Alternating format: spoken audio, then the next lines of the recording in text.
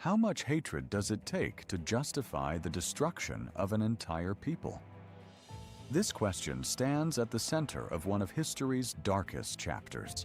A story not only of a man, but of how an idea, once born, can grow into a system of unimaginable violence. The Holocaust did not begin with gas chambers.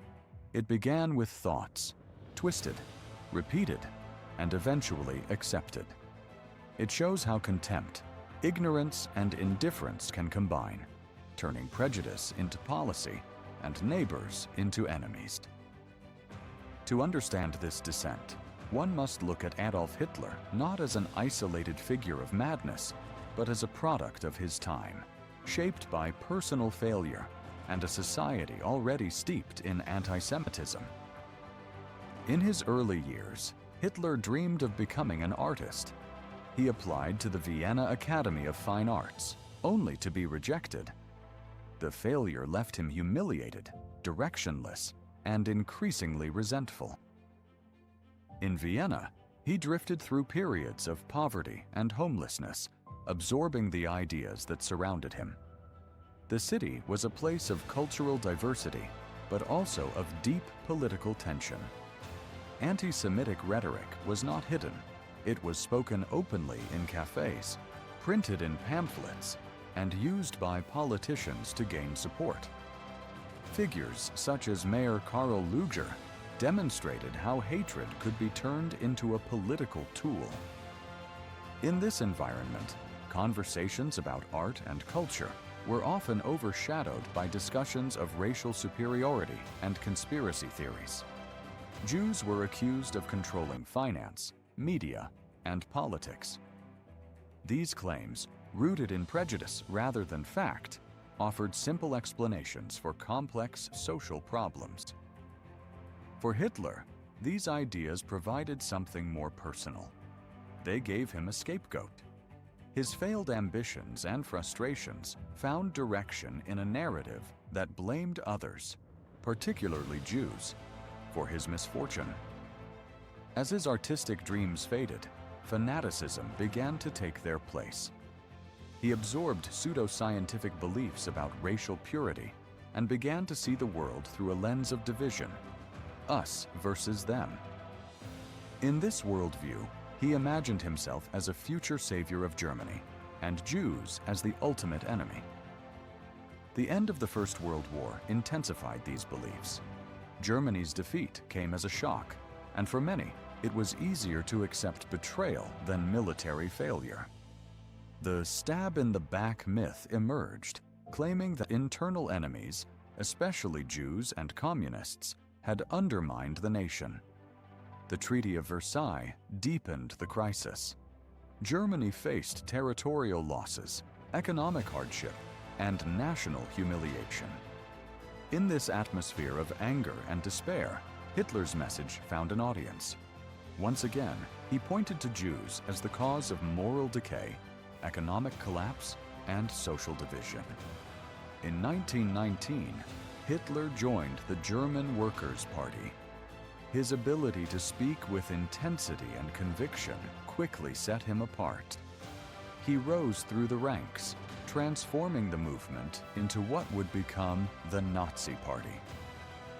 By 1925, he had published Mein Kampf, outlining a vision built on authoritarian rule, territorial expansion, and the systematic removal of Jews from society.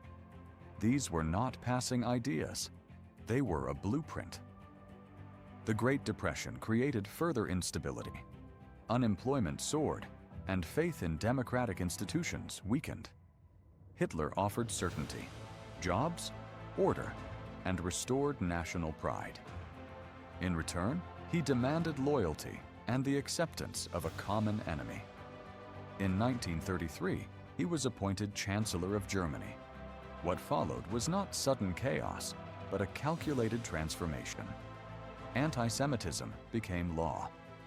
Step by step, Jews were excluded from public life, their rights stripped away. Propaganda portrayed them as less than human. They were forced to wear identifying symbols, their businesses were destroyed, and entire communities were confined to overcrowded ghettos. The process was systematic, efficient, and deliberate.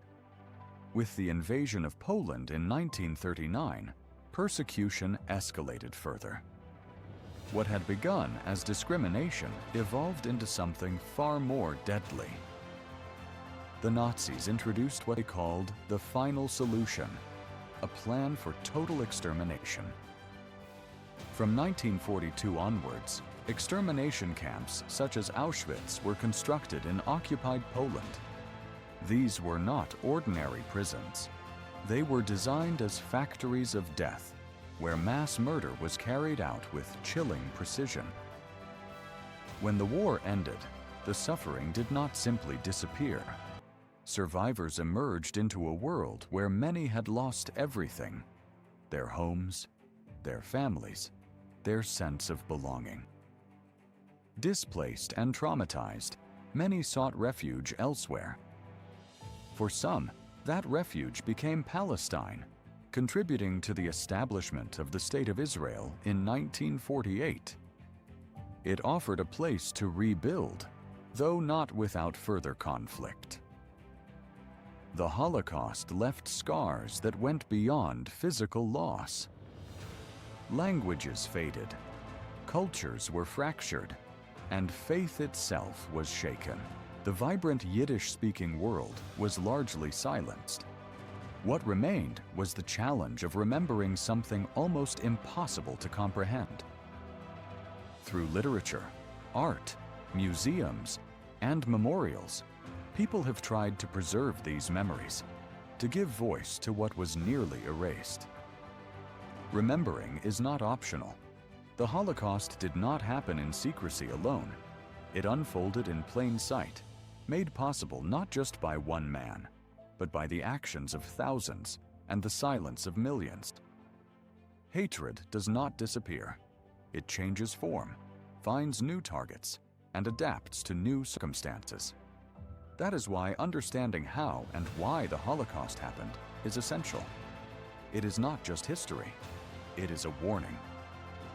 The Holocaust stands as a mirror, forcing us to confront what humanity is capable of, both in its cruelty and in its responsibility to remember.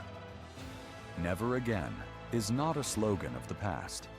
It is a promise that must be kept, again and again, in every generation.